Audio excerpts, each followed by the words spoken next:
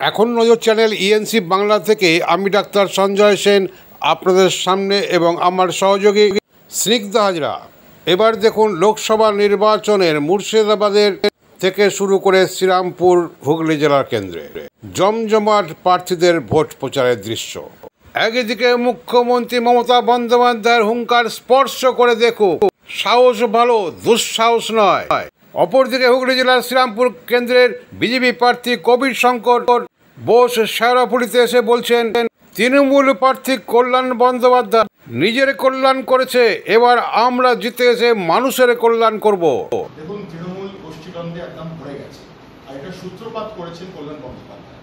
পুরনো তৃণমূল নতুন তৃণমূলের ভেতরে আগুন লাগিয়ে দিয়ে এই জিনিসটা উনি করেছেন পুরো শ্রীরামপুর লোকসভা জুড়ে, এবং ওনার ব্যবহারে অনেক তৃণমূল যারা ওখানে কার্যকর্তা আছে তারা বিক্ষুব্ধ। আজকে এটাই ফলাফলে ওনার ফ্লেক্স ব্যানার তৃণমূলের লোকেরাই ছেড়ে দিচ্ছে।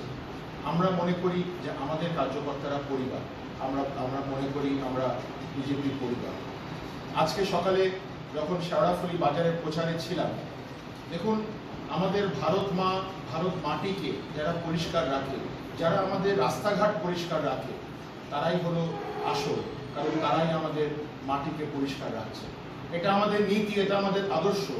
তাদের যদি একটু জল দিয়ে তাদের চরণটা আমরা ধুয়ে দিই, এটা হলো একটি অত্যন্ত আমাদের ধর্মের কাজ। আমরা সনাতনী, আমরা হিন্দু, আমরা মনে করি সেবাই পরম ধর্ম। আসন্ন লোকসভা নির্বাচন উপলক্ষে সুতিতে হয়ে গেল মুখ্যমন্ত্রী জনসভা। এ খবর জানান মোহাম্মদ ইজাজ আহমেদ।